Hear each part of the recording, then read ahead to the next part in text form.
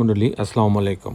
Green আর্কিটেক্টের পক্ষ থেকে আমি ইঞ্জিনিয়ার টুটুল আপনাকে অনেক অনেক অভিনন্দন এবং শুভেচ্ছা জানিয়ে আজকে মাত্র 4 কাঠা জমিতে 3 ইউনিট একটা 10তলা বাড়ির প্ল্যান ডিজাইন এবং এর খরচের হিসাব আমি আপনার মাঝে তুলে ধরার চেষ্টা করব। দর্শক মণ্ডলী, আপনারা জানেন যে আমাদের বেশ কিছু অভিজ্ঞ আর্কিটেক্ট আছে, সিভিল ইঞ্জিনিয়ার আছে, তাদের সমন্বয়ে আমরা ভূমিকম্প সহনীয় এবং বাংলাদেশ ন্যাশনাল বিল্ডিং কোড মেনে কিন্তু আমরা ডিজাইনগুলো করি। দর্শক মণ্ডলী, আমরা আমাদের দেশে বিদেশে অগণিত ভালোবাসার মানুষ তৈরি হয়েছে, তাদের কল্যাণে কিন্তু আমরা বাংলাদেশের প্রত্যেকটা জেলা উপজেলাতে আমরা কিন্তু ডিজাইনের কাজগুলো করি। কখনো আমরা ডুপ্লেক্স বাড়ি ডিজাইন করি, কখনো 5তলা 7তলা 10তলা 15তলা বাড়ি ডিজাইন করি। তো এটা ক্লায়েন্টের চাহিদার উপর নির্ভর করে আমরা ডিজাইনগুলো করে দিয়ে থাকি। দর্শক মণ্ডলী, আমি ইঞ্জিনিয়ার টুটুল আসছি আপনার সঙ্গে। আমি এখন আপনাকে এই বাড়িটার আর্কিটেকচারাল ড্রয়িং নিয়ে যাব। তারপরে আমি দেখাবো যে কী করে 4 কাঠা জমিতে 3 ইউনিট সাজানো হয়েছে এবং এরপরে এই ধরনের বাড়ি নির্মাণ করতে কেমন টাকা খরচ হয় তারও একটা হিসাব আমি আপনার মাঝে তুলে ধরার চেষ্টা করব। তো দর্শক আসুন আর্কিটেকচারাল ড্রয়িংটা আমরা উপভোগ করি। আর্কিটেকচারাল ড্রয়িংটা এরকম, এটা যে জমিটা হচ্ছে 4 কাঠা জমি, এটা হচ্ছে এন্ট্রেন্স। এটা এন্ট্রেন্স রাখা হয়েছে, পুরো গ্রাউন্ড ফ্লোরটা পার্কিং জোন রাখা হয়েছে, ইলেকট্রিক্যাল মেকানিক্যাল রুম রাখা হয়েছে, আর এখানে 2টা সিঁড়ি রাখা হয়েছে, একটা বড় সিঁড়ি একটা ছোটো সিঁড়ি, ইমার্জেন্সি সিঁড়ি, মাঝে লিফট রাখা হয়েছে। আমি মূলত টিপিক্যাল ফ্লোর প্ল্যানটা আপনার মাঝে তুলে ধরার চেষ্টা করবো। আমি দেখাবো কী করে 3 ইউনিট সাজানো হয়েছে।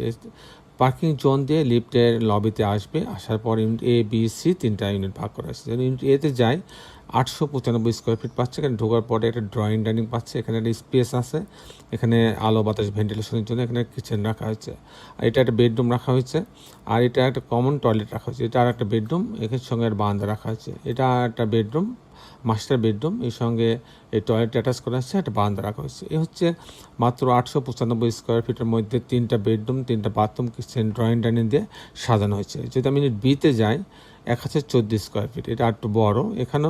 এখানে ঢোকার পরে একটা ড্রয়িং রুম পাওয়া যাচ্ছে, এখানে একটা ডাইনিং আছে, এখানে একটা স্পেস রাখা হয়েছে ভেন্টিলেশনের জন্য, এখানে কমন টয়লেট রাখা হয়েছে, এটা একটা কিচেন রাখা হয়েছে, আর এটা একটা বেডরুম, গেস্ট বেডরুম, আর এটা একটা বেডরুম, এর সঙ্গে একটা বারান্দা রাখা আছে, এটার মাস্টার বেডরুম, এর সঙ্গে একটা টয়লেট অ্যাটাচ করা আছে, একটা বারান্দা রাখা আছে। এখানেও কিন্তু 3টা বেডরুম, 3টা বাথরুম, কিচেন, ড্রয়িং ডাইনিং দিয়ে সাজানো হচ্ছে।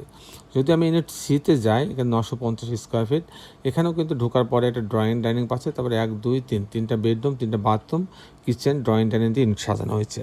তো দর্শক মণ্ডলী, এখন আমি আপনাদের দেখানোর চেষ্টা করব যে এই ধরনের বাড়ি নির্মাণ করতে কেমন টাকা খরচ হয় তার একটা হিসাব আমি আপনার মাঝে তুলে ধরার চেষ্টা করব। দর্শক মণ্ডলী, এই বাড়িতে 90 ফিট পাইলিংয়ের প্রয়োজন হচ্ছে, যেহেতু 10তলা বাড়ি। তো সেক্ষেত্রে এখানে আমার প্রতি কাঠাতে আমার পাইলিং বাবদ খরচ হবে 22 লক্ষ টাকা। এটা কিছুটা কম বেশি হইতে পারে। তারপরে যে খরচটা আসবে pile cap, short column, gate beam পর্যন্ত খরচ, এই খরচটা আসবে প্রতি স্কোয়ার ফিটে আপনার 1200 টাকা করে।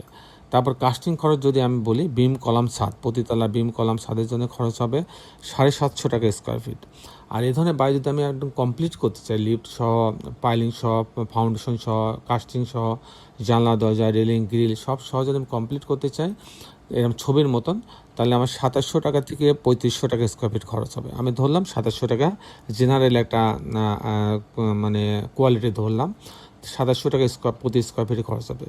সেই হিসাবে 4 কাঠা জমিতে এরকম একটা 7তলা বাড়ি 10তলা বাড়ি নির্মাণ করতে আমার টোটাল খরচ হবে 7.5 কোটি টাকা, 7.5 কোটি টাকা। দর্শক মণ্ডলী, এই ছিল মোটামুটি আজকে আমার উপস্থাপনা। আপনি যারা দেশে এবং দেশের বাইরে আমার এই ভিডিওটি দেখলেন, সবাইকে আমি আমার প্রতিষ্ঠান গ্রিন আর্কিটেক্টের পক্ষ থেকে অনেক অনেক অভিনন্দন এবং ধন্যবাদ জানাচ্ছি।